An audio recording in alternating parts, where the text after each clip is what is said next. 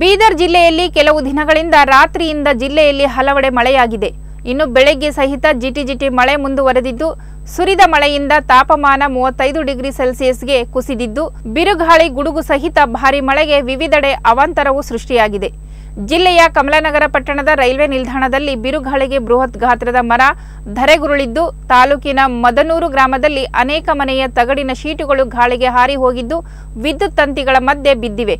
ಇದರಿಂದ ವಿದ್ಯುತ್ ಸಂಪರ್ಕ ಕಡಿತಗೊಂಡು ಜನಜೀವನ ಅಸ್ತವ್ಯಸ್ತವಾಗಿದೆ.